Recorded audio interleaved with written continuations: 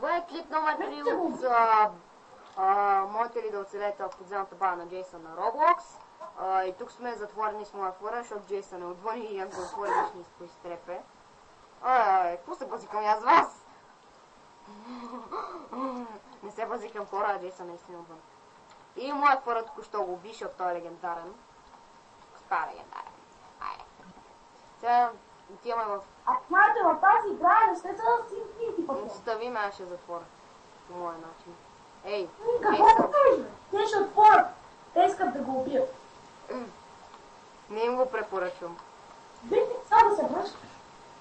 Спокойно ме затворих оная врата. Те не знаят как да я отворят сигурно. Бегайте, бе. Който е влезнал, излизне него.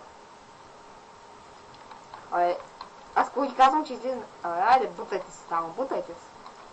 Чао, бал. Вие се бийте с Джейсън. Подземен тунел. Скрия тук. Тук съм чула за съкровището на Джейсън на дъмата. Виж, има бутон само отвън. Гарба. Моля те, не ме заключвай. Живеем се. Пък заключих се. Отключи ме. Я, дойде един. Я да мъж. Пък нямам патрони на пища.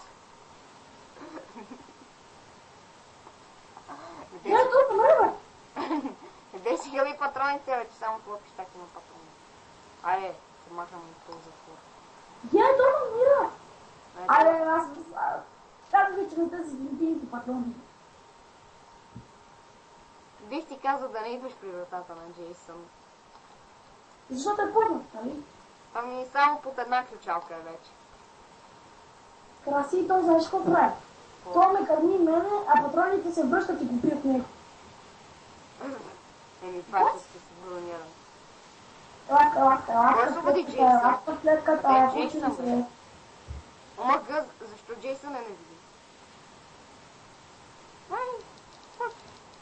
И това се прави на клип номер 3 от моята линия. Зарежете. Айде, чакайте клип номер 4. Ще ви прати името на играта в описанието, ако знаете. Просто ако се играе тази игра кефи, той ще го лака на грозника. Ще я прата, очаквайте номер 4, номер 5. Мисля при номер 6 или 5 да приключим с това.